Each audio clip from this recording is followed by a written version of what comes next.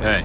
Welcome to video number 4. So you know how in my last video, I reminded you how in the video before that, I said I wouldn't only be making Little Nightmares content, and then I immediately made another video about Little Nightmares? Well, I'm doing it again. Here's another Little Nightmares video. But trust, this video is how I'm going to start transitioning into making different content, because this video is going to show off some of my art skills. I mainly draw on paper. I do a lot of like big posters with people's faces on them. I also do some fan art of music artists and movies I like. I even do some physical stuff, like I made this spaceship out of trash last year. I do dabble in digital art sometimes, but I stopped for a while because I never actually had a legit art tablet. In fact, I still don't. The drawings in this video are all low-key done with my pointer finger. But what made me come back to digital art for this video was me feeling inspired after talking about the monsters and enemies from Little Nightmares the past few weeks. These designs are some of my all-time favorites, with how stylized and grotesque they all are. I'm also really inspired by artists like Bizabazow and others who draw all the Five Nights at Freddy's characters in their own style. Those videos are so entertaining to me, and I've always wanted to make one of my own. So that's what this is. I'm gonna draw each of the Little Nightmares characters in my own style,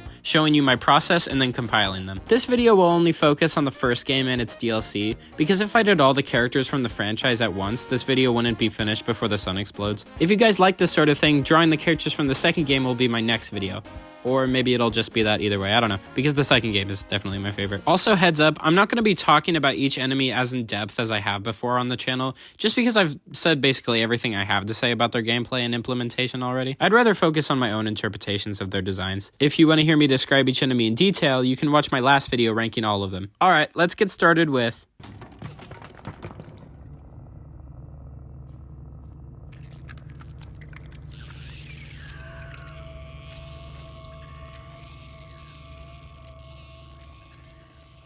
Starting with the Leeches, I wanted to draw a few of them together, showcasing different gross positions they might be in. I included a dripping pipe above them as a callback to the prison chapter they come from, and also to have one coiled up and hanging from it like they do in the game. I always thought that was such a cool idea, to have them drop from the ceiling like bats. I have another one below it, kind of just squirming around, and then an extra long third one which is like perked up like a snake would be. I thought about adding one standing on 2 legs like the concept art for them showed, but I decided to just stick to what we see in the final game. I then colored them to make them appear slick and slimy, and voila. My little flair I added to the Leeches was having their little face hole sucker things glow.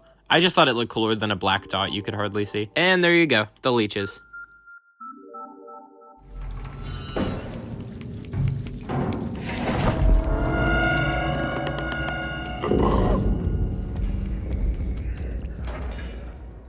The Janitor has one of my favorite and one of the most iconic designs in the franchise, with his disturbingly long twisting arms and his massive head resting on his tiny body. I really wanted to do his design justice. I gave him his crooked smile and added a bit of chin hair to make him look more conniving and scruffy, and I turned his mask pulled over his face into kind of a furrowed brow. I then made sure the proportions were accurate while making him kind of look like a Disney character. Drew his long arms, which I actually went back to because I didn't really like how this looked. I thought it was a little hard to read at first. To make him unique, I give him a cage with 6 inside to hold up, referencing the moment he catches 6 in one, and also giving him something to do with his 20-foot long appendages. Here you can see me going back to redo the arms. I like my second attempt much better. They're easier to look at and are just more accurate in general. And after those were colored, I gave him some hair at the back to complete his unkempt look, and that was that, the Janitor.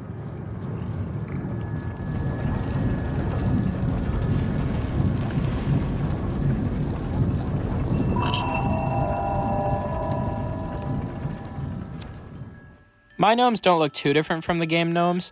I guess the bodies of mine are a little smaller, but eh. Like the Leeches, I chose to draw 3 different gnomes, each capturing a little bit of their jitteriness. The gnome on the left is kind of pulling its cone head over itself in fear, trying to hide from something like a cartoon character would. The gnome up top is kind of just doing a little wave, and the runaway kid, the gnome on the right, is holding up a sausage. If you know, you know. Rest in peace. 2 of my gnomes are colored regularly and given their little scratch marks, while I decided to make the third gnome darker in color and surrounded by little bits of coal. This is a reference to the one gnome in the Hideaway DLC, which is covered in coal dust. I always thought that was a fun little detail. And there's my gnomes. Simple but fun.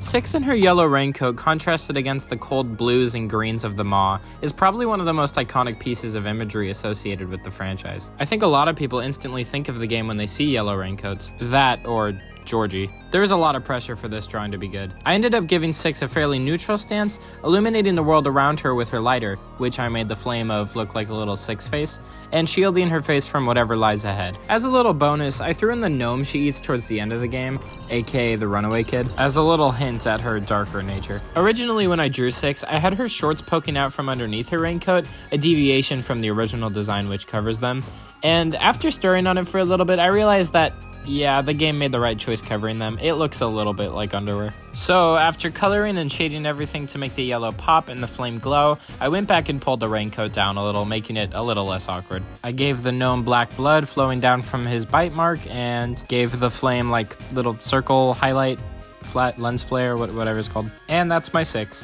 I contemplated a dark 6 drawing, but I'll save that for the Little Nightmares 2 video since she's definitely more prevalent in that game.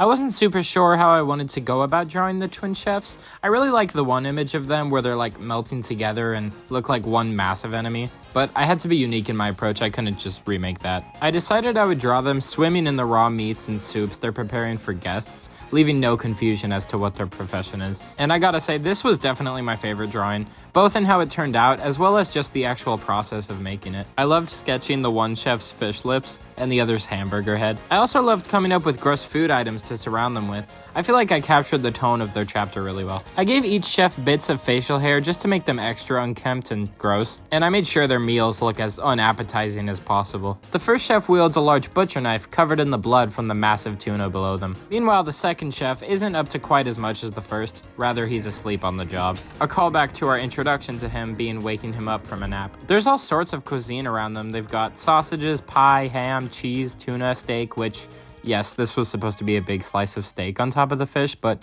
it kind of just looks like the fish got cut in half. Whoops. But yeah, my main goal was to make them look obsessed with cooking while not exactly being organized, and yeah, I wouldn't recommend putting anything that came from them anywhere near your mouth. And yep, I just finished shading everything, giving it highlights, and that was about it. The twin chefs. Alright, now let's take a look at who all this food was made for.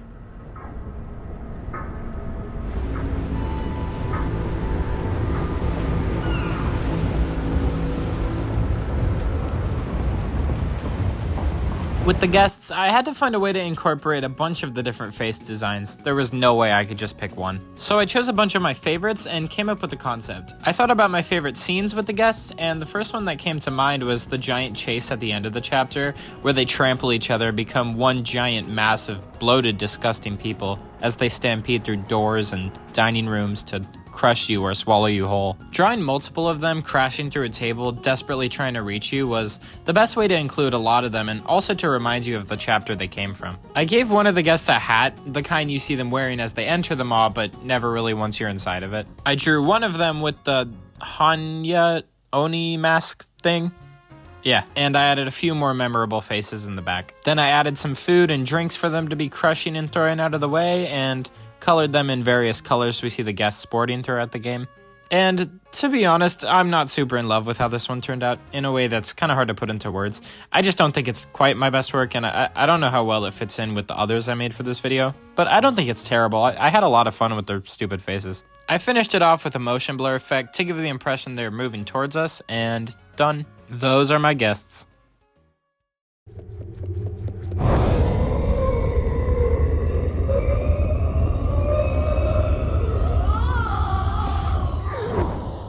Sorry for the kind of bad cropping on this time lapse, but my lady drawing is probably my second favorite. I'm really proud of it. I wanted it to look really dynamic and clearly distinct from the rest of the characters, other than 6 maybe. I took a lot of artistic liberty. My biggest unique flair to the lady was having her robe trail off into mist or whatever the dark energy stuff is that surrounds her. I wanted her to look a little like a mix between a samurai and a geisha, with her elegance as well as power. Some inspirations were like Mulan. In my drawing, she's using her force power. I don't really know, but she looks menacing. I tried to make the lighting against her mask look like it does in the intro cutscene to the game, and I gave her earrings and painted nails, just little additions that feel par for the course. I decided to include the Shadow Kids in this drawing rather than giving them their own segment. I just thought they fit nicely here because of their strong ties to the lady. I have them kind of playing around in the mist at the end of the robe. Finally, I redid her ponytail in the wind, borrowing the ponytail from my original drawing of the lady, which I really don't like everything other than the ponytail on.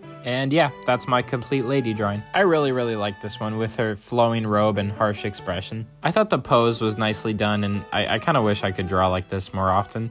But with that, I've knocked out every drawing I have for the base game, and I'm left with only one drawing remaining, the only one specifically from the DLC for the game.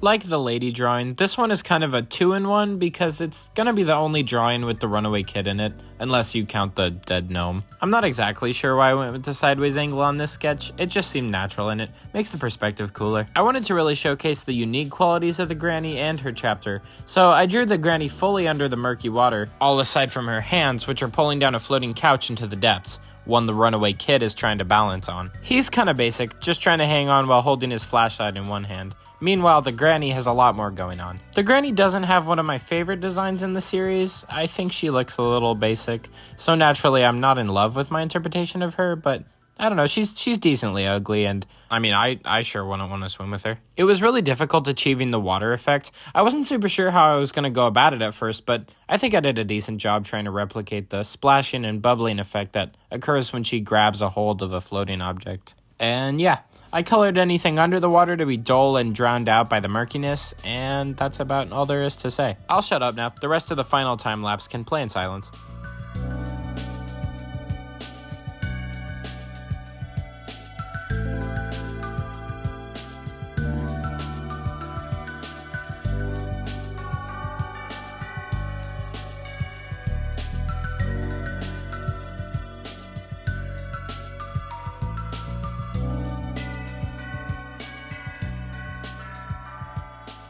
And with that wraps up my Little Nightmares 1 drawings.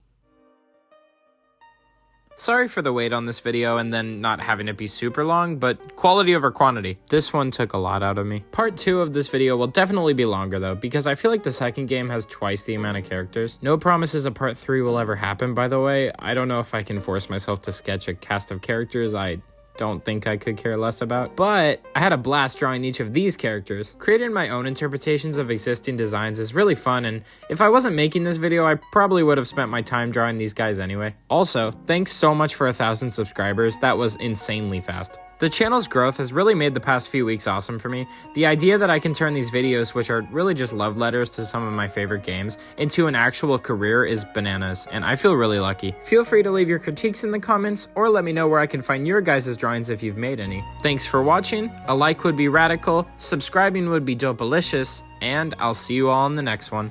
Peace!